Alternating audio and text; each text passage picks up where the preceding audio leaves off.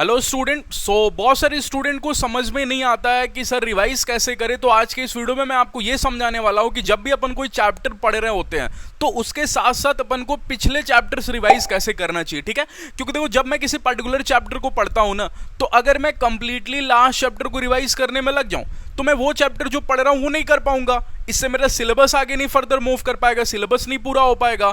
और अगर मैं सिलेबस पूरा करने जाऊं तो पिछला चैप्टर भूल जाता हूं, वो मैं रिवाइज नहीं कर पाता हूं। तो इन सभी का सॉल्यूशन मैं इस वीडियो में आपके साथ शेयर कर देने वाला हूं। ठीक है, तो सबसे पहले देखो कभी भी कोई भी पर्टिकुलर एक चैप्टर की बात करूं, लेट से मैथ्स की कोई चैप्टर बात कर लेता हूं, पीएनसी, ठीक है, परम्यूटेशन कॉम्बिनेशन, जो रिसेंटली अपन अभी पढ़े हैं, ठीक है, क्रैश कोर्स में। ठीक है, अगर आप पीएनसी पढ़े हो तो आपको करना क्या चाहिए, मैं सबसे आगे ये आपको इन्फॉर्म कर देता हूं कि जब भी आप कोई चैप्टर पढ़ो तो उस चैप्टर के सिर्फ दो ही काम करो। एक तो क्लास कर रहे हो तो क्लास करो, उसको देखो, अच्छे से कॉन्सेप्ट सीखो, ठीक है, और साथ में जो भी आप अपने नोट्स बना रहे हो नोट्स बनाओ। ठीक है, दूसरा करना चाहिए कि उस चैप्टर के आप क्वेश्चंस प्रैक्टिस करो। अब क्वेश्चन कहां से प्रैक्टिस करनी है, अगर आपके पास बेस्ट है इस टाइम के, अगर कोई इंस्टीट्यूट का मटेरियल है तो उसकी प्रैक्टिस करो, नहीं है तो आप हमारा वाला एक्सेस ले सकते हो, कमेंट सेक्शन चेक कर लेना, गूगल फॉर्म आपको दिख जाएगा। ठीक है, तो आपको प्रैक्टिस करनी है उस चैप्टर की, केवल लास्ट चैप्टर की प्रैक्टिस नहीं करनी है, सिर्फ उस चैप्टर की प्रैक्टिस करनी है। साथ में आप प्रीवियस ईयर क्वेश्चन कर सकते हो, जो भी एग्जाम की आप प्रिपरेशन कर रहे हो, जेईई मेंस की कर रहे हो तो जेईई के प्रीवियस ईयर क्वेश्चन करना, और अगर आप डब्ल्यूबीजेई की कर रहे हो तो डब्ल्यूबीजेई की पीआईक्यू करना। तो फिर लास्ट चैप्टर का क्या करूं सर, लास्ट चैप्टर को आपको सिर्फ रिवाइज करना है, रिवाइज। और रिवाइज कहां से करना है, लॉन्ग नोट से नहीं, वो आपका ज्यादा टाइम ले लेगा, और अगर वो आपका ज्यादा टाइम ले लेगा तो फर्दर आप सिलेबस में आगे नहीं मूव करोगे, क्योंकि आपके पास एक ही सब्जेक्ट थोड़ी, आपके पास फिजिक्स और केमिस्ट्री भी तो पैरेलली पढ़ना है ना।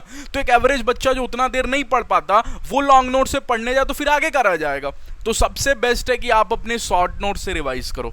ठीक है, तो सर शॉर्ट नोट्स तो बनानी पड़ेगी ना खुद से। हाँ, शॉर्ट नोट्स खुद की, बहुत सारे लोग शॉर्ट नोट्स प्रोवाइड करते हैं, इंटरनेट से डाउनलोड कर लेते हैं, वो सब नहीं करना। शॉर्ट नोट्स आपको खुद प्रिपेयर करना है, क्योंकि जब आप पढ़ रहे हो ना क्लास में, जब भी आप पढ़ रहे हो, जो भी कॉन्सेप्ट आप सीख रहे हो, आपको पता है कि कौन सा चैप्टर में, कौन सा टॉपिक में आपको कंफ्यूजन है, ठीक है, कौन से पर्टिकुलर क्वेश्चन में आपको कंफ्यूजन है, जो करने में आपको प्रॉब्लम होता है, तो वो सब आपको पता है। तो आपकी क्लास नोट, शॉर्ट नोट्स आप ही बनाओगे तो सबसे बेटर आपको समझ में आएगा। तो जो भी चैप्टर पढ़ो, कोई भी एक पर्टिकुलर चैप्टर पढ़ रहे हो, उसके तीन काम करो।